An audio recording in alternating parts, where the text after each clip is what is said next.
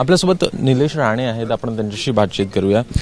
संघाचे विचार आणि संघाचं हे बौद्धिक किती महत्त्वाचं वाटतं तुम्हाला आमदार किंवा लोकप्रतिनिधी? मी अनेक वर्षांपासून संघ परिवाराच्या जवळ आहे, अनेक पदाधिकाऱ्यांच्या जवळ आहे। संघाचे विचार या देशाच्या एकंदरीत जडणघडणीमध्ये फार महत्त्वाचे आहेत। ते लपवले गेले इतिहासाच्या पानांमध्ये। आपण शाळेमध्ये असताना तसं संघ परिवाराचा कुठला विचार आमच्या पुस्तकांमध्ये दिसला नाही। ते योगदान लपवलं गेलं, पण ते योगदान एवढं मोठं आहे ते असं झाकत नसतं, असं ते लपत नसतं। आणि म्हणून जे काय संस्कार आम्ही बघितले संघ परिवाराचे, अनुभवले, ते खरोखरच पुढच्या पिढ्यांना कळावं, त्यांना ते अनुभवता यावं।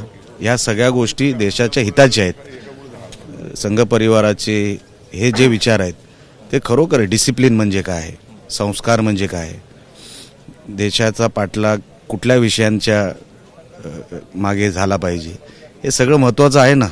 ते पुढच्या पिढीला संस्कार देण्याचं काम संघ परिवाराच्या माध्यमातून योग्य पद्धतीने होऊ शकतं असं मला वाटतं। हिंदुत्व खोडून काढण्याचा इतिहासामध्ये प्रयत्न झाला असं वाटतं तुम्हाला? बघा, इतिहासाच्या पानांमध्ये तुम्हीच जर शोधलं तर काय तुम्हाला दिसतं त्याच्यामध्ये?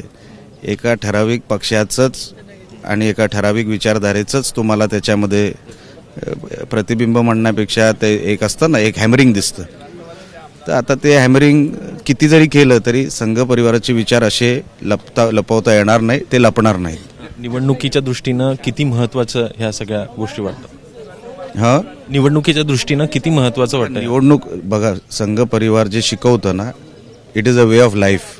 तुम्हाला ते संस्कार असे सांगतात किंवा तुम्हाला शिकवतात की तुम्हाला तसं जगावं लागतं, आणि तसे जगलात तर निवडणूक वगैरे फार लांबचा विषय आहे। पहिला माणूस म्हणून आपल्याला जसं जगता आलं पाहिजे तसं जगणं पहिलं संघ परिवार शिकवतो। धन्यवाद आमची बातचीत केल्याबद्दल। ते होते नितेश राणे। एकूणच संघ विचार हा किती महत्त्वाचा आहे या संदर्भात ते स्पष्ट करताना दिसतात। योगेंद्र गुप्ता, अभिषेक कुंभार, एबीपी माझा, नागपूर। एबीपी माझा, उघडा डोळे बघा नीट।